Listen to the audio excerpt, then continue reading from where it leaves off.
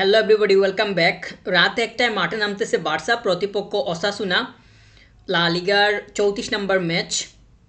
তো লা লিগা টেবিলে ইতিমধ্যে 11 পয়েন্টের একটা পার্থক্য আছে সেকেন্ড পজিশনের রিয়াল মাদ্রিদ তাদের সাথে। তো আমরা জানি লামিন ইনজুরিতে পড়ছে, এই জন্য মাঠের বাইরে অবস্থান করতেছে। রুনি গত ম্যাচটাতে ছিল, গত ম্যাচটা খেলছে, আজকেও তাকে স্টার্টিংয়ে দেখা যাবে বা দেখা যাওয়ার সম্ভাবনাটা আমরা দেখতেছি, যদি কোনো 4-4-2 এই ধরনের চিন্তাভাবনা যদি না করে ফ্লিক, তাহলে আমরা দেখতেছি যে 4-3-3 এই অনুযায়ী আগাতে পারে। রাফিনহা ব্যাক করছে, এখন দেখা যাক তাকে স্টার্টিংয়ে দেয় কিনা, তবে না দেওয়ার সম্ভাবনা বেশি, হয়তো পরবর্তীতে কিছু সময় এসে খেলতে পারে। তো রুনিকে রাখলে যদি রাশফোর্ডকে দিয়ে শুরু করায়, সেক্ষেত্রে ফেরানকে দিতে হবে।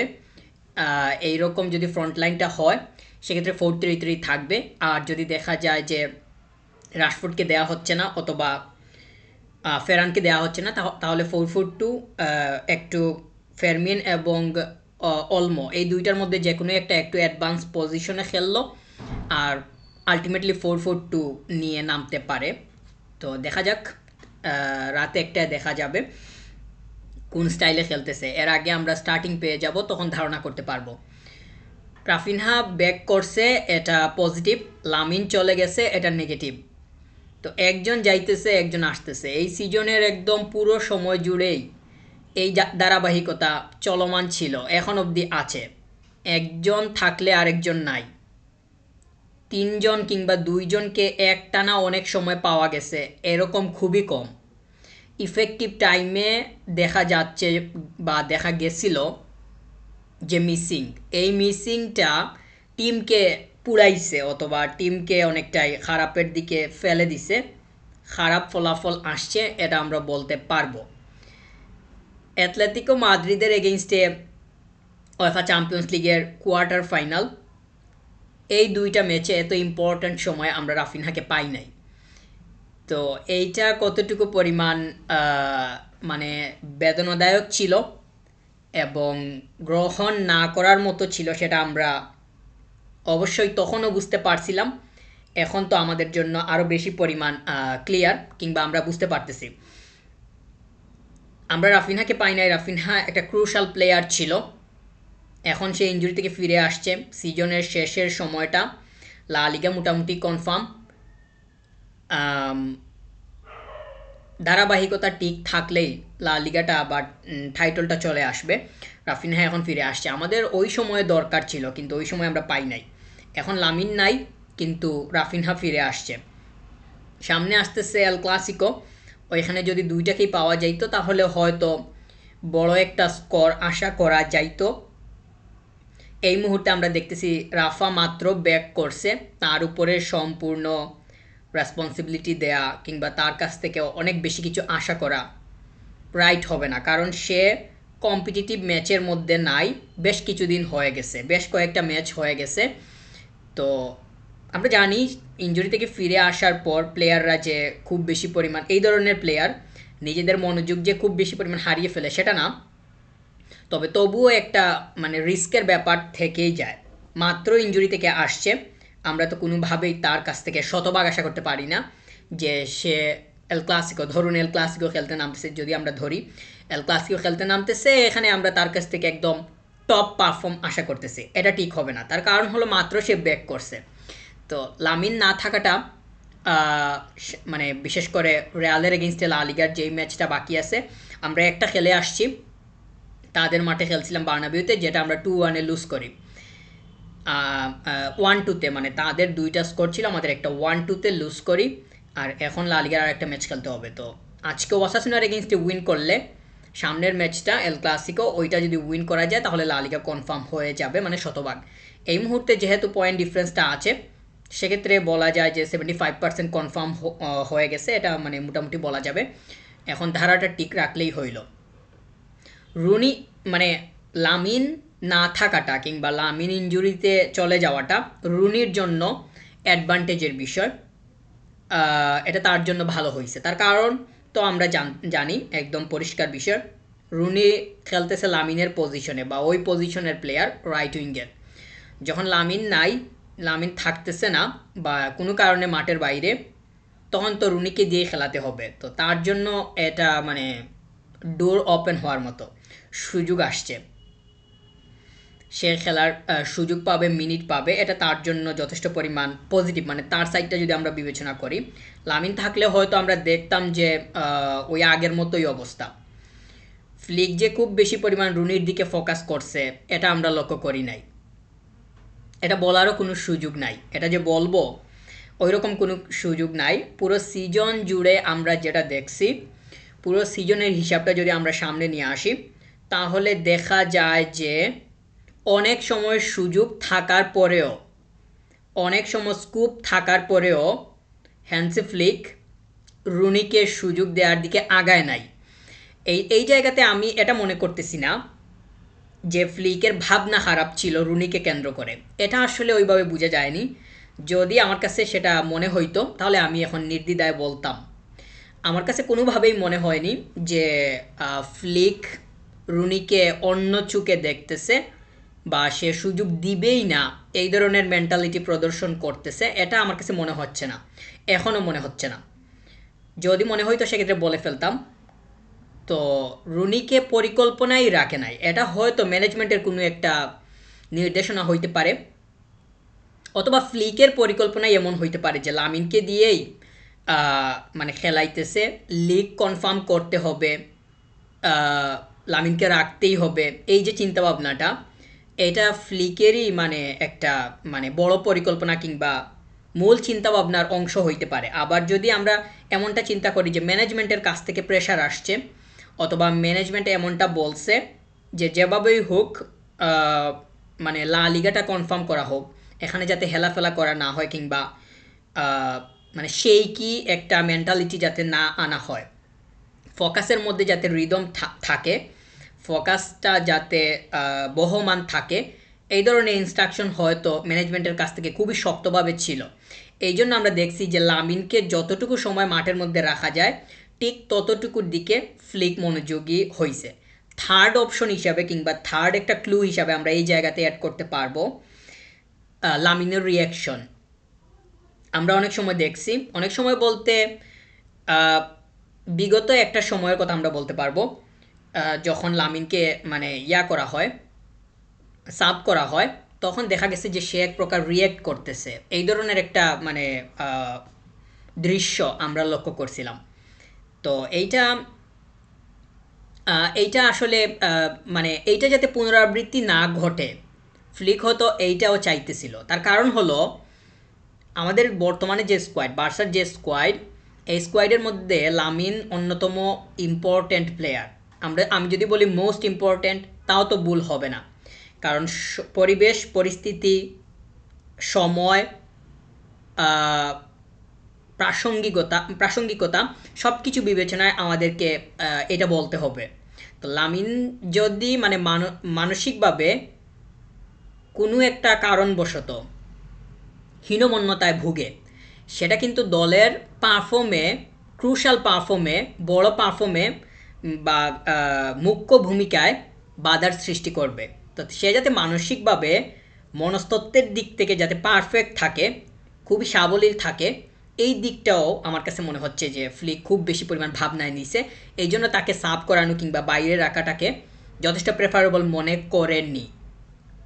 যদি দেখা যাইতো যে লামিন এই জায়গাতে রিয়্যাক্ট করতেছে না, মানে রিয়্যাক্ট বলতে আমরা দেখছি যে ম্যাচের মধ্যে সে অনেক ট্রাই করতেছে কিন্তু স্কোর পাইতেছে না, এই যে একটা অ্যাংরিনেস আসার উৎস কিংবা সোর্স, এইটাকেও আমরা মানে ফেলে দিতে পারি না, এটাকে আমরা সামনে নিয়ে আসতে পারবো। তো ফ্লিক, এটা আমি থার্ড হিসাবে বললাম, থার্ড একটা অপশন কিংবা পয়েন্ট হিসাবে বলা যাবে যে লামিনের রিয়াকশন, যে সে যাতে মানসিকভাবে ভেঙে না পড়ে কিংবা মানে খেলা সে একটা মুডের মধ্যে আছে, রিদমের মধ্যে আছে, ওই সময় তাকে উঠিয়ে নেওয়া হলো, সেটা দেখা গেল যে পরবর্তী ম্যাচে এটার প্রভাব পড়ে গেছে নেগেটিভভাবে। তো এইটা হয়তো ফ্লিক চায় নাই, এই জন্য মানে রুনির আরও বেশি পরিমাণ সুযোগ পাওয়ার চান্স কমে গেছে। তো রুনি এখন সুযোগ পাচ্ছে, সে লামিন আসার আগ পর্যন্ত খেলতে পারবে, এটা ঠিক আছে। সামনের সিজনে তাকে লুনে পাঠায় কিনা বার্সা, সেটা দেখতে হবে। আর আনসু ফাতির প্রসঙ্গটাকে যদি আমরা সামনে আনি, আনসু ফাতির প্রসঙ্গটা সামনে আনা খুবই দরকার, কারণ রাশফোর্ড থাকবে কি থাকবে না এইটা নিয়ে সন্দেহের জায়গা আছে। প্রথমে বার্সা বলছিল যে মানে রাশফোর্ডের যে প্রসঙ্গটা বা রাশফোর্ডের যে সাইডটা 30 মিলিয়ন ইউরো পুরোটাই ম্যানচেস্টার ইউনাইটেডকে পে করে দিবে 3 বছরে বা 3 সিজনে, 3 সিজন না 3 বছরে 10 মিলিয়ন 10 মিলিয়ন 10 মিলিয়ন করে। কিন্তু আমরা দেখতেছি যে এইটা মানে এই কথাটা ঘুরে গেছে, এই কথাটা মানে এখন আর মানে থাকতেছে না বা থাকার কোনো সুযোগ নাই। বার্সা আবারও তাকে লোনে চাইতেছে, এই ধরনের একটা প্রেফারেবল বা এই ধরনের একটা সম্ভাব্য নিউজ আমাদের সামনে আছে। তো রাশফোর্ডকে রাখা না রাখা আনসু ফাতির বিষয়ের উপরে বা আনসু ফাতি সংক্রান্ত যে ডিসিশন আছে সেটার উপরে অনেক কিছু নির্ভর করবে। আমরা দেখতেছি যে ফাতির কাছ থেকে আমরা যে পরিমাণ নিউজ পাচ্ছি, নিউজের প্রাসঙ্গিকতা ধরে রেখে বা ওইটাকে কেন্দ্র করে যদি আমরা বলি, তাহলে বলতে পারবো যে ফাতি চাইতেছে সে মোনাকোতেই থাকতে, সে ব্যাক করতে চাচ্ছে না। তো এখন বার্সা যদি ফাতিকে ব্যাক আনতে চায় তাহলে রাশফোর্ডকে কি করবে সেটা একটা মানে দেখার বিষয়। রুনিকে কি করবে, এখন তাদের পজিশন এক্সাক্ট পজিশন যদি আমরা মিলাইতে যাই তাহলে হয়তো অনেক কিছু সামনে আনা যাবে। কিন্তু ভার্সেটাইলিটির দিকটা যদি বিবেচনা করি যে প্লেয়ারটাকে যেখানে প্রয়োজন হচ্ছে ঠিক ওই জায়গাতে ব্যবহার করা হচ্ছে, এমনটা যদি আমরা সামনে আনি তাহলে হয়তো ফাতি এবং রাশফোর্ড দুইটাকে আমরা একই ক্যাটাগরিতে ফেলতে পারবো। তো এই এখন তো সিজনের শেষের সময়টা, এই দিকটা কিভাবে আগায় ফাতি, রাশফোর্ড এবং একই সাথে রুনির কথা বলতে হবে। এই তিনটা মানে কিভাবে বার্সায় থাকে কি না, মানে কয়টা থাকে, কে থাকে না থাকে সেটা আমাদেরকে অপেক্ষা করতে হবে, তারপরে হয়তো আমরা জানতে পারবো, বুঝতে পারবো। আর আরেকটা আমাদের কাছে গুঞ্জন আছে যেটাকে আমরা রিউমার হিসাবে সামনে আনতে পারি, সেটা হলো কিছু কিছু মিডিয়া বলতেছে যে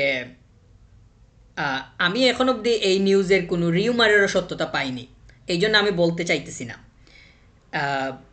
এটা এই প্রসঙ্গটা হচ্ছে রাফিনহাকে নিয়ে, আমি আর বলবো না কিছু। কারণ হলো রিউমার আসলেও তো বা কোনো একটা প্রাথমিকভাবে যদি কোনো একটা নিউজ আসে তখনও তো তার একটা সত্যতার প্রয়োজন হয়, যে এই নিউজটা আসলো হুট করে তো মানে হয় না। তো এইটা আমি মনে করতেছি যে কোনোভাবেই সত্য না, মানে প্রাথমিকভাবে এখন অবধি সত্য না রাফিনহার বিষয়ে। আমি শুধু এটাই বলবো, আমি অবশ্যই মনে করতেছি সামনের সিজনে অবশ্যই রাফিনহা বার্সাতে থাকবে, আমি এটাই বলবো। এই জায়গাতে আমার আর কিছু বলার নেই। রাফিনহা অবশ্যই বার্সাতে প্রয়োজন। ঘন ঘন ইনজুরির যে প্রসঙ্গটা বা বিষয়টা সেটা সামনে আসতেছে, কিন্তু এটা তো আসলে এই মুহূর্তে স্বাভাবিক হয়ে দাঁড়াইছে। এখানে তো ম্যাচের যে ঘনত্ব, এটাতে সারভাইভ করা প্লেয়ারদের জন্য কঠিন হয়ে গেছে। এখানে একটু মানে পরিকল্পনা আনা দরকার, একটু অন্যভাবে, যে ম্যাচের মধ্যে একটু গ্যাপ সৃষ্টি করা যায় কিনা টাইমের দিক থেকে, তাহলে প্লেয়ারগুলো একটু রেস্ট করতে পারলো, পরবর্তী ম্যাচে বা পরবর্তী সময় একটু একদম ফ্রেশ হয়ে মাঠের মধ্যে নামতে পারলো। তো এই ধরনের পরিকল্পনা হয়তো করা যেতে পারে। আমরা এই ধরনের পরিকল্পনার কোনো কিছু লা লিগাতে দেখতেছি না, বিশেষ করে বার্সাকে যদি বলি কোনো কিছু নাই। ম্যাচের যেমন ঘনত্ব আছে, এই ঘনত্বের মধ্যে কিভাবে সারভাইভ করা যায়, টিকে থাকা যায়, এইটার জন্য বার্সা প্রতিনিয়ত লড়াই করতেছে। গত দুই সিজন তার প্রমাণ, মানে গত সিজন এই সিজন ফ্লিকের যে সময়টা, এটা অনেক বড় প্রমাণ। আমরা দেখছি গত সিজনে কেমন ছিল, এখন অবধিও আমরা সেটা লক্ষ্য করতেছি। এই সিজনে মনে হয়, আমার কাছে মনে হচ্ছে যে ইনজুরির যে বিষয়টা সারভাইভ করতে না পেরে প্লেয়াররা, খেলোয়াড়রা কিসের জন্য মানে এত ঘন ঘন ইনজুরিতে পড়তেছে বা মাঠের বাইরে যাচ্ছে। লামিনও তো ইনজুর্ড হয়েছিল, এখন আবার গেছে, কারণটা কি? এই হচ্ছে ম্যাচের ঘনত্ব, খুবই কম সময়ের মধ্যে হাই ইন্টেন্সিটি নিয়ে প্রতিটা ম্যাচ খেলা লাগতেছে। তো প্লেয়াররা তো এত মানে এত মানে সহ্য করতে পারবে না, সহ্য ক্ষমতা তো এত উপরের দিকে না। কত মানে টায়ার্ড হওয়া লাগে একটা ম্যাচ খেলতে হলে, সেটা আসলে মানে মানে বুঝতে পারার মতোই। আর প্লেয়ার আমরা তো দেখতেছি, আর খুব বেশি পরিমাণ যে মানে লামিনকে বসিয়ে রেখে অথবা রাফিনহাকে বসিয়ে রেখে অন্য প্লেয়ারটা এসে মানে ধারাবাহিকতা বজায় রেখে ম্যানেজমেন্ট কোচিং ডিপার্টমেন্ট যেভাবে খেলা চায় ওইভাবে খেলা দিতে পারবে এটার তো আসলে ওইভাবে সুযোগ নাই। বেঞ্চের দিকে যদি আমরা লক্ষ্য করি, স্টার্টিং 11 নামানো হয়েছে, বেঞ্চের প্লেয়ারের দিকে যদি আমরা লক্ষ্য করি বার্সার, তাহলে তো আমরা পরিষ্কারভাবে দেখি যে যারা বেঞ্চে আছে তারা যদি মাঠে প্রবেশ করে আর মাঠের এরা বাইরে যায়, তাহলে খেলার স্টাইলটা পরিবর্তন হয়ে যাবে, কিংবা খেলার যে মান আছে গুণ আছে এটা আগের জায়গায় থাকবে না। আমরা যদি বায়ার্ন মিউনিখের খেয়াল করি, তাদের আমি বলতেছি এই কারণে যেহেতু বায়ার্নকে আমরা দেখতেছি কীভাবে খেলতেছে, একই সাথে পিএসজির কথা বলা যাবে। এই দুইটা টিম কীভাবে শার্পলি খেলতেছে আমরা লক্ষ্য করছি। তাদের সেমিফাইনালের প্রথম যে ম্যাচটা ছিল, এক মুহূর্ত চোখ এদিক সেদিক করার কোনো সুযোগ ছিল না, যেরকম গেমটা হয়েছে। তাদের যদি বেঞ্চের দিকে আমরা লক্ষ্য করি কি পরিমাণ স্ট্রং, তাদের সাথে যদি বার্সাকে কম্পেয়ার করার মতো অবস্থায় নাই, কিন্তু তবুও যদি কম্পেয়ার করি তাও তো আমরা কোনো মানে মিল খুঁজে পাই না, সম্পূর্ণরূপে মানে অমিল। বার্সা বেঞ্চ পাওয়ার নাই, এই বেঞ্চ পাওয়ারটা সৃষ্টি করা কতটুকু ইম্পর্ট্যান্ট সেটা আসলে এই 2 সিজন পর, ফ্লিকের গত সিজন এই সিজন, এই 2টা সিজন পর এখন এসে আমরা খুবই শক্তভাবে বলতে পারি যে প্লেয়ারগুলা স্টার্টিংয়ের কিংবা যাদের কাছ থেকে 100% রেজাল্ট বের হয়ে আসবে, এই ধরনের প্লেয়ারকে যদি সেভ করা না যায়, এদেরকে যদি মানে একটু ফ্লেক্সিবিলিটি দেয়া না যায়, তাহলে কিন্তু লম্বা সময় এদেরকে টিকিয়ে রাখা যাবে না, এটা সম্ভব না। এবং সেটা আমরা লক্ষ্য করতেছি, লামিনকেও যাচ্ছে না টিকিয়ে রাখা, রাফিনহাকেও না, ফ্রাঙ্কি ডিয়ংকেও আমরা দেখছি সম্ভব হয়নি, পেদ্রিও তো বাইরে ছিল। তো এদেরকে রেস্ট দেওয়াটা দরকার, রেস্ট দেওয়াটা প্রয়োজনীয় ছিল, কিন্তু সেই প্রয়োজনীয় অবস্থাটা মানে সেটা প্রয়োজন ছিল, কিন্তু এই প্রয়োজনীয়তাটা আমরা কি মানে সেটার কি বাস্তবতা দেখি নাই। এর মূল কারণ হচ্ছে বেঞ্চের মানে অশক্তিশালী অবস্থা। বেঞ্চ যদি শক্তিশালী হইতো তাহলে হয়তো আমরা এই প্রয়োজনীয়তার দেখাটা পাইতাম বাস্তবে। শুধু প্রয়োজনীয়তা বলতেছি, লামিন মাঠের বাইরে থাকতেছে, রাফা থাকতেছে, ফ্রাঙ্কি ডি জং, পেদ্রি কারণবশত বলতে তাদেরকে কোনো সময় মাঠের বাইরে রাখা হয়েছে, বেঞ্চ থেকে পাঠিয়ে দেওয়া হয়েছে, তখন কোনো মতে এসে বেঞ্চের প্লেয়ারটা একদম সমান পারফর্ম করতে না পারলেও সামান্য কম হলেও যাতে টিমের রিদমটা ঠিক রেখে পারফর্ম করে রেজাল্ট বের করে আনতে পারে, এই ধরনের পরিকল্পনার দেখা কিন্তু আমরা কিন্তু পাইনি। এটা দরকার ছিল। এখন আমরা যখন এই মুহূর্তে পিএসজি, বায়ার্ন মিউনিখ এদের মতো এই টিমগুলোর মতো টিমের সাথে মানে এই টিমগুলার বেঞ্চের সাথে আমাদের বেঞ্চের বার্সার বেঞ্চের কম্পেয়ার করতেছি, তখন আমাদেরকে ওই হিসাবটাই করতে হবে। আমরা যদি এই মুহূর্তে আমি খুব বেশি পরিমাণ হয়তো বায়ার্ন মিউনিখকে নিয়ে বলতে পারবো না, পিএসজিকে নিয়ে বলতে পারবো না, ডিপলি বলতে পারবো না, কিন্তু আমরা যতটুকু দেখতেছি তাদের বেঞ্চ কিন্তু যথেষ্ট শক্তিশালী। বেঞ্চ থেকে যখন পাঠানো হইতেছে এরা মাঠের মধ্যে এসে কিন্তু মোটামুটি খেলাটা দিয়ে যাইতেছে, বা তাদের যে পরিকল্পনা আছে স্বচ্ছ পরিকল্পনা, আমি আমার মূল প্লেয়ারটাকে সরিয়ে নিলাম আর বেঞ্চের প্লেয়ারটা পাঠাইলাম। তো বেঞ্চের প্লেয়ারটা মাঠে আসার পরে আমরা কিন্তু বেঞ্চের ভাইবটা মাঠের মধ্যে দেখতেছি না, এটা কিন্তু সত্য। এরা বেঞ্চ থেকে আসার পরে মোটামুটি দেখা যাচ্ছে যে তাদের মানে একদম ক্লিয়ার পরিকল্পনা যে আছে, এইটা অনুযায়ী তারা খেলতেছে। তো এই যে মানে অবস্থা, আমরা যদি এখন বার্সার কথা বলি, একটু সেলফ ক্রিটিসিজমের দিকে আগাই, আত্মসমালোচনা।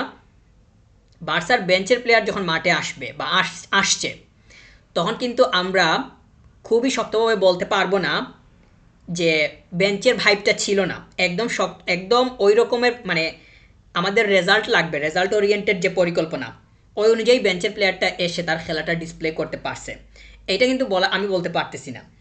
আর এইটা আমাদেরকে ভুগাইতেছে, এই বিষয়টা এই ভুগাইতেছে আমরা গুরুত্বপূর্ণ সময় অ্যাথলেটিকো মাদ্রিদের এগেইনস্টে যখন খেলছি এই সিজনে ওয়েফা চ্যাম্পিয়ন্স লিগের কোয়ার্টার ফাইনাল, ওই সময় আমরা রাফিনাকে পাই নাই। আমি যেটা বললাম, বেঞ্চ থেকে এসে যে প্লেয়ারটা মানে মেইন টিমের প্লেয়ার বা স্টার্টিংয়ের প্লেয়ার, ওরে বেঞ্চে পাঠাইলাম, ও বেঞ্চে থাকলো, বেঞ্চ থেকে যে আসলো, ও এসে বেঞ্চের ভাইবটা না দিয়ে মোটামুটি পরিকল্পনা অনুযায়ী খেলাটা খেলছে। এইরকম যদি সুযোগটা আমরা ওইভাবে পাইতাম বা ওইটার দেখা যদি পাইতাম, পাইতাম না, দেখা যদি পাইতাম বাস্তবে গড়তো, তাহলে রাফিনহাকে কিন্তু টিকিয়ে রাখা সম্ভব হইতো। রাফিনাকে টিকিয়ে রাখা যায় নাই। তার মধ্যে অন্যতম কারণ আমরা জানি, কোনোভাবেই সে ওভারলোডটা নিতে পারে নাই। প্লেয়ার যখন ওভারলোডের শিকার, ওয়ার্কলোডটা হাই হয়ে গেছে, তখন তো তাকে যদি সামান্য একটা ধাক্কা দেয়, তাহলে তো তার মানে সমস্যা সৃষ্টি হওয়ার সম্ভাবনা তৈরি হবে। সে এমনিতেই নরম নরম হয়ে গেছে। তার মানে শারীরিক দিকটা বিবেচনা করলে দেখা যায় যে সে অনেক উইক, মেন্টালি সে অনেক টায়ার্ড। তখন তাকে ফাউল করলেই কিংবা একটা ট্যাকল যদি বাজেভাবে করা হয়, তখন তার ইনজুর, সে যদি নিজে থেকেও পড়ে যায় একটু বাজেভাবে, তখনই তার ইনজুর হওয়ার সম্ভাবনাটা এমনিতেই তৈরি হয়ে যায়। প্লেয়ারটা একটু স্ট্রং আছে, মাঠের বাইরে মোটামুটি সময় ছিল, মানে পরিকল্পনা অনুযায়ী পরবর্তীতে আসছে, স্ট্রংলি আসছে, তখন তাকে ধাক্কা দিলেও তার ইনজুর হওয়ার সম্ভাবনাটা এমনিতেই কম থাকে। তো এই যে প্রসেসটা, এইটার মধ্য দিয়ে বার্সা কিন্তু যায় নাই। এই জন্যই আমরা এই হিসাব নিকাশটার পরে বলতে পারি বেঞ্চটা যথেষ্ট পরিমাণ পাওয়ারফুল না। যদি হইতো তাহলে ক্রুশাল প্লেয়ারগুলোকে আমরা সঠিক সময়ে পিক টাইমে পাইতাম। পিক টাইমে পিক পারফর্ম না করলে টাইটল উইন করা কোনোভাবেই সম্ভব না। আমরা তো গত সিজনেও দেখছি ইন্টার মিলানের এগেনস্টে কী হয়েছিল। এখন অ্যাটলেটিকো মাদ্রিদের এগেনস্টে। এনিওয়ে, আমি বেশি ওই দিকে যাব না, বেশি কথা বলবো না। আমার এই জায়গাতে মূল মানে এই এত কথা বললাম, যদি সামারি হিসাবে বলি, মানে এই জায়গাতে সামারিটা এমন হবে, আমাদের যে বেঞ্চ, এই বেঞ্চটা যথেষ্ট পরিমাণ পাওয়ারফুল ছিল না, পাওয়ারফুল অবস্থায় নাই। এইটা আমাদেরকে ভুগাইতেছে, বিশেষ করে মেইন প্লেয়ারগুলোকে মানে আমরা কোনোভাবেই রেস্ট দিতে পারতেছি না, কোনোভাবেই এদেরকে মানে একটু বাইরে রেখে আবার স্ট্রংলি মাঠের মধ্যে পাঠানো যাচ্ছে না। একই ধারাবাহিকতায় খেলে যাইতেছে, মিনিটের পর মিনিট মাঠে রাখা লাগতেছে। দেখা যাচ্ছে যে সে এত এত ওয়ার্কলোড নেওয়ার কারণে ইনজুর্ড হয়ে গেছে। তো এইটাই আমার এই জায়গাতে মূল কথা, আর কিছু বলার নেই। আজকে দেখা যাক। ফেরমিন এই সিজনে মোটামুটি ভালো করছে, যদিও ওয়েফা চ্যাম্পিয়ন্স লিগের ফাইনাল পর্যন্ত যাওয়া যায় নাই। সেক্ষেত্রে প্লেয়ারকে ভালোর তকমা দেওয়াটা মানে আমি খুবই পজিটিভ কোনো কিছু মনে করতেছি না। কারণ কারণ কিছু নাই, গত সিজনে লা লিগা উইন করছে বার্সা, এই সিজনে উইন করতেছে। কিন্তু আমরা যদি ইউরোপের চিন্তা করি, ওয়েফা চ্যাম্পিয়ন্স লিগের ওই জায়গাটা মানে মেইন একটা জায়গা, কুর একটা পয়েন্ট, তো ওইখানে কিন্তু ফাইনাল পর্যন্তই যাওয়া যাইতেছে না। সেটা তো অনেক লম্বা সময় হয়েছে, সেটা আমরা জানি। গত দুই সিজনের যদি হিসাব করি, এর আগে জাবির আন্ডারে আমরা দেখছি কীরকম কী হয়েছিল। ফ্রিকের সময়টাতে আমরা দেখতেছি যে ফাইনাল পর্যন্তই যাওয়া সম্ভব হচ্ছে না। সেক্ষেত্রে আমরা ভালো তকমাটা দেয়া, যদিও গত সিজনে আমরা দেখছি লামিনের পারফর্ম কেমন ছিল, এই জন্য ব্যালন ড'রের সেকেন্ড হয়েছে। এই সিজনেও মোটামুটি যা করছে, যদি স্পেন সেমিফাইনাল খেলতে পারে ওয়ার্ল্ড কাপে, তাহলে হয়তো লামিনের একটা সম্ভাবনা তৈরি হইতে পারে মানে ব্যালন ড'রের জন্য। সেটা আমি জানি না, বাট এমনিতেই বললাম হইলে হইতে পারে। তার মানে পারফর্মকে যদি আমরা একটু জাস্টিফাই করি, এই জন্য বলছি ভালো। আমরা যদি লা লিগা মানে বার্সার লিগের হিসাব, মানে বার্সাকে ক্লাব হিসাবে যদি ডিফাইন করি, মানে বার্সা তো ক্লাব, এখন বার্সা তো ক্লাব, সেটা ঠিক আছে, কিন্তু প্লেয়ারগুলা যে খুবই ভালো করছে এইটা যদি আমরা বলতে চাই, তাহলে তো আমাদেরকে মানে ওয়েফা চ্যাম্পিয়ন্স লিগের পারফর্মটা সামনে নিয়ে আসতে হবে। তো বার্সা তো এমন কোনো পারফর্ম করে নাই যে প্লেয়ারগুলোকে একদম উপরের দিকে তুলে ফেলতে হবে, এরকম তো কোনো সুযোগ নাই। এটাই আমার পয়েন্ট। এখানে আমি প্লেয়ারদেরকে খুব বেশি পরিমাণ হাইপ দিতে চাই না। পরিকল্পনাতেও ঝামেলা ছিল। বার্সা যে একদম মানে ওয়েফা চ্যাম্পিয়ন্স লিগ কেন্দ্রিক পরিকল্পনা সাজাইছে, সেটা আমরা লক্ষ্য করিনি। সেটা মানে যদি হইতো তাহলে হয়তো বেঞ্চকে আমরা আরও শক্তিশালীভাবে দেখতাম। বার্সা তো প্লেয়ারই কিনতেছে না। গত সিজনে কি কিনছে? গত সিজনে ইনিগো মার্তিনেজ যাওয়ার পর আমরা দেখতেছি যে সিবির দিকে বার্সা নজরই দেয় নাই। ক্যান্সেলোকে নিয়ে আসছে, মোটামুটি কাজ হচ্ছে ওই জায়গাতে। কিন্তু সিবির যদি আমরা চিন্তা করি তাহলে দেখা যাচ্ছে যে এইটা আগের মতো আগের অবস্থাতেই আছে। তো এই পজিশনটাতে প্লেয়ার মানে ওই লেভেলের না থাকার কারণে এই সিজনেও সমস্যার সম্মুখীন হওয়া লাগছে। আমরা কিভাবে মনে করব যে মানে বেঞ্চটা শক্তিশালী করার দিকে বার্সা আগাইতেছে বা শক্তিশালী করতে চাচ্ছে, প্লেয়ারই কিনতেছে না। তাহলে প্লেয়ার মানে বার্সার ম্যানেজমেন্টের যে পরিকল্পনা সেটা আমরা কোনোভাবেই হাই লেভেলের কোনো প্ল্যানিং হিসাবে সামনে আনতে পারি না, মনে হচ্ছে না। বা আমরা তো আমাদের সামনে তো রেজাল্টই নাই, বা ওই লেভেলের খেলাই নাই, স্টেপই নাই। আমরা যে হাই স্টেপে গেছি, হাই আমাদের প্ল্যানিং, এটা তো আমরা দেখতেছি না। এই জন্য বলার কোনো সুযোগ আছে বলে মনে করতেছি না। প্লেয়ারদেরকে নিয়ে খুব বেশি পরিমাণ হাইপ দেওয়ার কোনো কিছু নেই। মোটামুটি আমি ধরবো যে লা লিগা তো গত সিজনে উইন করতে পারছে, এই সিজনেও অ্যাভারেজ খেলাটা হয়েছে, এটাই বলতে হবে। এখানে আর বেশি কিছু বলার নেই। ফাইনাল যদি খেলতে পারতো টিম হিসাবে, তখন হয়তো আমরা বলতে পারতাম। বার্সার হিসাবটা তো এখানে মানে মানে উয়েফা চ্যাম্পিয়ন্স লিগে কোনো মতে রাউন্ড অফ 16 কিংবা কোয়ার্টার ফাইনাল খেললেই যে প্লেয়ারদেরকে হাইপ দিতে হবে এমনটা না। ফাইনালে যাইতে হবে, টাইটল নিয়ে আসতে হবে, এটা হচ্ছে গিয়ে মূল চিন্তার জায়গা। কিন্তু আমরা দেখতেছি যে কত লম্বা সময় হয়েছে সেটা দেখা পাওয়া যাইতেছে না। বিশেষ করে আমরা যদি বর্তমান ম্যানেজমেন্ট যেভাবে ওয়ার্কআউট করতেছে, কিংবা মানে তাদের যে প্রসেসটা আছে, ওয়ার্কিং প্রসেসটা, এইটা যে খুবই সাধুবাদ জানানোর মতো, সেটা আসলে ওইভাবে বলা নেই। মানে আমরা যদি ওয়েফা চ্যাম্পিয়ন্স লিগকে কেন্দ্র ধরি, আমরা দেখতেছি যে ফ্লিক এসে ট্রফি উইন করছে। লা লিগা গত মানে 2টা সিজন সে ছিল, 2টা সিজনই লা লিগা তার। গত সিজনে, এখন তো আসার পথেই তো আছে। কিন্তু আমাদের উয়েফা চ্যাম্পিয়ন্স লিগের টাইটলটা তো লাগবে। এটা তো হচ্ছে গিয়ে বার্সাকে ডিফাইন করার জন্য মানে সবথেকে বড় একটা মানে জায়গা। এইটা তো পরিষ্কার হওয়া দরকার। কিন্তু এই জায়গাতে আমাদের পারফর্ম যথেষ্ট পরিমাণ পরিষ্কার না, অপরিচ্ছন্ন অবস্থায় আছে। এই জন্য পরিকল্পনা দায়ী বলে আমি মনে করতেছি। এনিওয়ে, আজকে বার্সা মাঠে নামবে ওসাসুনার এগেনস্টে, লা লিগার 34 নাম্বার ম্যাচ, 34। ম্যাচটাতে লামিন নাই, আমরা জানি ইনজুরির কারণে বাইরে অবস্থান করতেছে। পেদ্রি হয়তো শুরু করবে, ফেরমিনকে দেখা যেতে পারে, অলমোকে দেখা যাওয়ার সম্ভাবনা আছে। আর যদি এরিক গার্সিয়া শুরু করে তাহলে তো শুরু করলো। ফ্রাঙ্কি তো ট্রেনিং করতেছে, এখন দেখা যাক। যদি সামনের দিকে রুনি এবং ফেরান এই দুইটাকে রাখা হয়, তাহলে মাঝখানে 4টা দিতে হবে। ফেরমিন অলমো দুইটাকেই নামাতে হবে, একটা অ্যাডভান্স পজিশনে থাকলো অথবা লেফট উইঙ্গের দিকে একটু ঝুঁকে, তারপরে এইভাবে সাজাতে হবে। আর যদি রাশফোর্ডকে দেওয়া হয় সেক্ষেত্রে তো মিডে 3টা নামাতে হবে, পেদ্রি, ফেরমিন অলমো অথবা অন্য কোনো স্টাইল। যদি গার্সিয়াকে দেওয়া হয় তাহলে ফেরমিন অলমোর মধ্যে 2টা থেকে একটা। পেদ্রি যদি শুরু করে তাহলে তো পেদ্রি থাকবে। তো দেখা যাক কারা শুরু করে। ব্যাক সাইডে তো আমরা দেখতেছি যে কুন্দেকে পাওয়া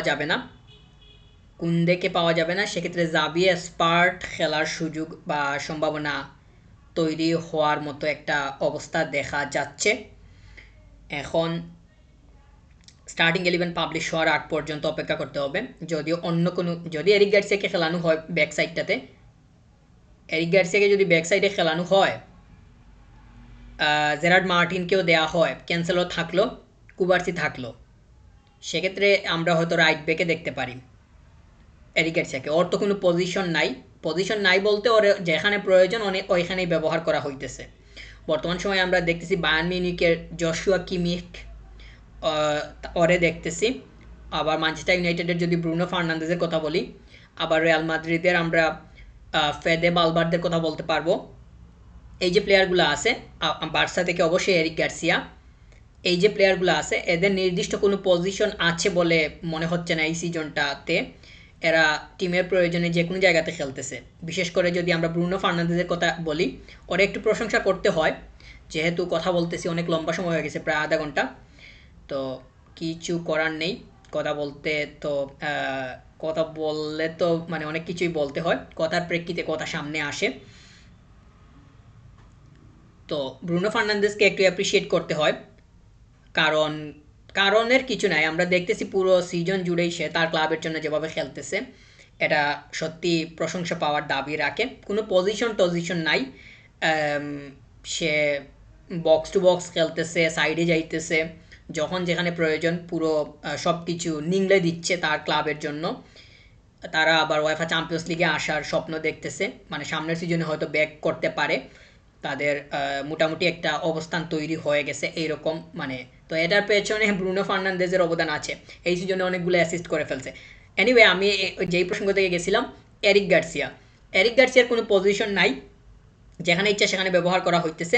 জশুয়া কিমিককে আমরা দেখতেছি যে ও বায়ার্নের হয়ে যে কোনো জায়গাতে খেলতেছে, মানে ওরে নামিয়ে দিলেই হইল, নেমে আজকেই তো বায়ার্ন মিউনিখ খেললো, 3-3 ড্র করছে, একদম শেষের দিকে এসে গোলটা করে ফেলছে অলিশে, ভালো গোল ছিল একদম, পোস্টে লেগে তারপরে ইয়া হয়েছে, ড্রামা হয়েছে শেষের দিকে। এনিওয়ে, আমি ওইদিকে যাব না। বায়ার্নের হয়ে মানে যেভাবে খেলতেছে কিমিক, আবার ম্যানচেস্টার ইউনাইটেডে ব্রুনো ফার্নান্দেজ, ওই একই ধরনের এরিক গার্সিয়া, একই লেভেলে, বা একই মানে লেভেলে বলতে ভার্সেটালিটির দিক থেকে একই।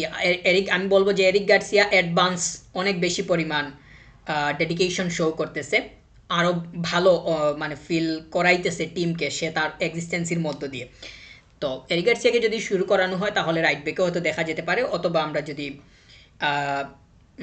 মানে হতে পারে যদি লেফট ব্যাকেও নিয়ে আসা হয় তাহলে ক্যান্সেলও খেললো রাইটে, এরকম হতে পারে। এখন দেখা যাক কাদেরকে জাভিয়ার স্পার্ট খেলার সুযোগ পাক, এটা আমি চাইতেছি। এখন ফ্লিক যদি চায় যে লা লিগা কনফার্ম করতেই হবে, লা লিগা মাস্ট লাগবে, তাহলে তো তার এই ম্যাচটা উইন করতে হবে। ফ্লিক তো চাইবেই যে এই ম্যাচ উইন করে নিতে, কারণ অ্যাজ সুন অ্যাজ যে কোনোভাবেই যত তাড়াতাড়ি লা লিগা কনফার্ম 100% কনফার্ম করা যায় ততই মঙ্গল। পরিকল্পনাটা তো আমরা ওই রকমই দেখতেছি, কোচিং প্যানেল থেকে শুরু করে, আমরা যদি সিনিয়র ম্যানেজমেন্টের কথা বলি, তারপরে যদি কোচিং ম্যানেজমেন্টে আসি, দুইটা চেইনই এই দ্বারায় আছে। তাই লা লিগা লাগবে। জাভিয়ার স্পার্টের এই হিসাবটা করলে জাভিয়ার স্পার্টের শুরু করার সুযোগ নাই, হয়তো এরিক গার্সিয়াকে দেখা যেতে পারে। আর যদি দেখা যায় যে ওরে দেওয়া হচ্ছে, কারণ এখানে তো বললে অনেক কিছুই বলতে হবে, জাভিয়ার স্পার্টকে দেওয়া হচ্ছে, ওর কোনো অভিজ্ঞতা নাই, কোনো কিছু নাই, আজকে আবার অ্যাওয়ে গেম, এই পজিশন দিয়েই তো অপোনেন্ট সুযোগ নেওয়ার চেষ্টা করবে। তো এই সুযোগ কি ফ্লিক দিতে চাইবে অপোনেন্টকে, আমি জানি না, এখন দেখা যাক কি হয়। রুনি শুরু করার সম্ভাবনা 100%, বলতে তো 100% না, 99% বলা যায়। রুনিকে না দিলে সামনে কাকে দেওয়া হবে, এটা হচ্ছে কি একটা বিষয়। রুনি, রাশফোর্ড, ফেরান, তিনটাকে যদি দেওয়া হয় তাহলে মিডে তিনটা দিতে হবে। দেখা যাক কীভাবে শুরু করতেছে। আর আমরা হুয়ান গার্সিয়াকে দেখতেছি ট্রেনিংয়ে ভালো করতেছে। ট্রেনিংয়ে আমি হুয়ান গার্সিয়াকে মানে হাইপ দিতে চাই না, কখনোই দেইনি।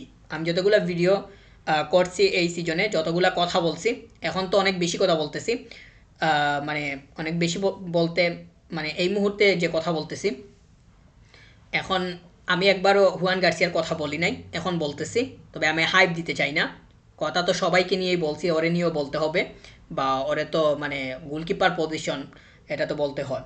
তো হুয়ান গার্সিয়াকে মানে মানে চাঙ্গের উপরে তোলার কোনো কিছু নাই, একদম মাটিতেই রাখাটা ঠিক হবে। সে এমন কোনো কিছু করে নাই যে তাকে মাথায় তুলে নাচতে হবে। সরলতের গোলটা আমরা দেখছি, মানে তাছাড়া আমরা যদি লুকমানের গোলটা বলি, এই গোলগুলো আমরা দেখতেছি, এগুলাই তো তার আটকানো দরকার ছিল। সে এমন কোনো প্লেয়ারকে ফেস করতেছে না, এমন কোনো প্লেয়ারকে ফেস করে নাই যারা মানে মানে মানে ফর্মের তুঙ্গে আছে, এরা তো না, মানে সরলত এরা এসেই গোল করে যায়, লুকম্যান এসেই গোল করে যায়, এটা কেমন কথা? আমরা হুলিয়ান আলভারেজের কথাটা মানতে পারি, হুলিয়ান আলভারেজের বিষয়টা আমরা হয়তো স্বাভাবিকভাবে নিতে পারি, কিন্তু এই ধরনের প্লেয়ার, সেই ধরনের প্লেয়ারকে সামাল দিতে পারতেছে না। যদি বায়ার্নের এগেইনস্টে খেলা পড়তো বার্সার, তাহলে 8টা আবার গোল খাইতো। আমরা তো মানে এই যে কথাটা বললাম, এটা তো বলতে চাইনি, মানে হুয়ান গার্সিয়ার প্রসঙ্গটা যখন আসছে তখন বলছি আর কি। এনিওয়ে, কারণ বায়ার্ন যেভাবে খেলতেছে, পিএসজির এগেনস্টে যদি আবার খেলা পড়তো তাহলে তো অবস্থাটা আবার খারাপ হয়ে যাইতো। তো হুয়ান গার্সিয়াকে মানে চাঙ্গের উপরে তোলার কোনো কিছু নাই, মাটিতে রাখাটা ঠিক হবে। এখনও এমন কোনো পারফর্ম করে নাই যেইটার কারণে তাকে অনেক বেশি পরিমাণ হাইপ দিতে হবে। সে এখনও অ্যাভারেজ গোলকিপার, সে এখন ভালো করছে। লা লিগার হিসাবটা যদি আমরা সামনে আনি, লা লিগাতে বের হলেই তো অবস্থা খারাপ হয়ে গেছে। তো এই ধরনের গোলকিপার বার্সা চিন্তা ভাবনা কি লা লিগাতে সীমাবদ্ধ? যারা মনে করেন, যারা মনে করতেছেন, আমার ভিডিও কেউ কে দেখবে আমি জানি না, কেউ তো দেখে না, বাট আমি যারাই দেখে একজন দেখলে ওই একজনকেই বলতেছি, যদি আপনি মনে করে থাকেন, যদি আপনি মনে করে থাকেন হুয়ান গার্সিয়া হাই পারফর্ম করছে, টপ লেভেলের পারফর্ম, তাহলে আমি ধরে নিব আপনার চিন্তাভাবনা লা লিগাতেই সীমাবদ্ধ। হুয়ান গার্সিয়া এখন অবধি টপ কোনো পারফর্ম করে নাই, এটা ভাবারও দরকার নেই, ধরে নেওয়ারও কোনো প্রয়োজন নাই। এইটা এমন কোনো কিছু হয় নাই, এটা এইটা মনে করার কোনো কারণ দেখতেছি না। অসম্ভব, মানে অসম্ভব বলতে খুবই টাইট অ্যাঙ্গেল অথবা সেভ করাটা খুবই কঠিন, খুবই কঠিন, এই কঠিনকে সে সেভ করে দিছে এরকম আমাকে দেখান তো, যে এই জায়গাতে হয়েছে ওয়েফা চ্যাম্পিয়ন্স লিগে। যে আসছে মোটামুটি গোল দিয়ে গেছে, যে আসছে স্কোর করে গেছে। আমরা যদি অ্যাথলেটিকো মাদ্রিদের এগেনস্টে রিটার্ন লেগে, মানে তাদের মাঠে যেটা খেলছি এওয়ে গেম, কোয়ার্টার ফাইনালে ওখানে লুকমানের গোলটা যদি দেখি, ওইটা তো মানে কঠিন ছিল, অবশ্যই কঠিন ছিল আটকানো, কিন্তু ওই ওই কঠিনটাকে তার সে যদি আটকাইতে পারতো, তার মাধ্যমে যদি আমরা সরাসরি উপকৃত হইতাম, কিংবা তার মাধ্যমে সরাসরি রেজাল্ট বের হয়ে আসতো, তাহলে একটু আমরা মানে মানে অন্যভাবে কথা বলতে পারতাম। লুকমান আসলো, বলটা আসছে, পুশ করছে, গোল হয়ে গেছে। কঠিন ছিল অবশ্যই, আমি তো বলতেছি না যে গোলটা মানে তার জন্য সেভ করা কঠিন ছিল, অবশ্যই আমি বলতেছি। আমি তো আর বলতেছি না যে মানে ইজি ছিল কিন্তু পারে নাই, কঠিন ছিল, কিন্তু কঠিনকে তো আটকাতে হবে, তারপরেই তো তুমি টপ লেভেলের পারফর্ম করছো, এটা আমরা রেকগনাইজ করতে পারবো, কিংবা তকমা দিতে পারবো, অথবা ওই ধরনের কথা বলতে, ওই সুরে কথা বলতে পারবো। অতএব Juan Garcia average average perform করতেছে, তার পারফর্মটা উপরের দিকে যাক, এটাই হইতেছে প্রত্যাশা। এখন দেখা যাক সেটা ঘটে কিনা। আমি অবশ্যই চাইতেছি সেটা যাতে ঘটে, সেটা দেখার অপেক্ষায় আছি। যদি সেটা হয় দ্যাটস ফাইন, আমরা সামনের সিজনে আবারও ভালো করতে চাই। গত সিজনে ওয়েফা চ্যাম্পিয়ন্স লিগের সেমিতে যাওয়া হয়েছে, এখন কোয়ার্টারে। তো গত সিজন থেকে এই সিজনে আরেকটু এক ধাপ নিচে, আমরা যদি এক ধাপ উপরের চিন্তা করি তাহলে ফাইনাল হইতো, তাহলে সামনের সিজনে ফাইনালে যাবে বার্সা, এমনটা আমরা প্রত্যাশা রাখতেছি। কোয়ার্টার সেমি এগুলা তো এই নাটক তো ওই আগে থেকেই চলতেছে, এগুলা তো কত আগের হিসাব। ফাইনালে পর্যন্ত তো অ্যাটলিস্ট যাইতে হবে, তারপরেই আসবে উইন করা না করার চিন্তা। এনিওয়ে, সব কথা বাদ, আজকে রাত্রে 1টায় বার্সা মাঠে নামতেছে, প্রতিপক্ষ অসাসুনা। আমরা হয়তো রুনিকে স্টার্টিংয়ে দেখবো, জাভি এসপার্টও থাকতে পারে, এখন দেখা যাক সেটা ঘটে কিনা। আর আমরা অপেক্ষায় আছি, এখন দেখা যাক সেটা হয় কিনা, আমরা লক্ষ্য করব। আর এটাই বলার ছিল। এখন দেখা যাক, প্রেডিকশন বলতে আজকে উইন করবে বার্সা, এটা মোটামুটি আমরা ধরতে পারি, যদি হেলাফেলা না করে। হেলাফেলা যদি না করে তাহলে আমরা মোটামুটি আশা করতেছি যে উইন করে বের হবে। আর যদি মনে করে যে 11 পয়েন্টের ডিফারেন্স আছে, আমার যে কোনোভাবে খেললেই হইল, এমনটা যদি চিন্তায় থাকে, তাহলে তো মানে হবে না। উইন করার আগে উইন করে ফেলছি এমনটা ভাবারও কোনো দরকার নেই। এমনটা ভাবলে মানে এমনটা যদি আজকের ম্যাচে যদি এমনটা দেখা যায়, আমি মনে করতেছি এমনটা দেখা যাবে না। ফ্লিক যেহেতু ডাগ আউটে আছে, অতএব আর নেগেটিভ টকিং করতে চাচ্ছি না। আত্মসমালোচনা, যেটা বার্সার সমালোচনা, নিজের সমালোচনা, সেটা মোটামুটি 3-4টা জায়গাতে করে ফেলছি।